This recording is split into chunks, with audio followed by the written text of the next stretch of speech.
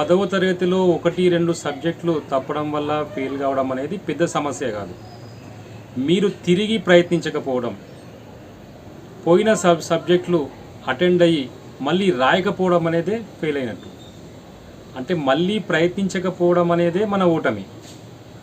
అంతేగాని 10th పరీక్షల్లో, inter పరీక్షల్లో, డిగ్రీ పరీక్షల్లో తప్పడం అనేది చాలా సహజం, చాలా నేచురల్. పెద్ద పెద్ద మేధావులు తప్పిన వాళ్ళు ఉన్నారు.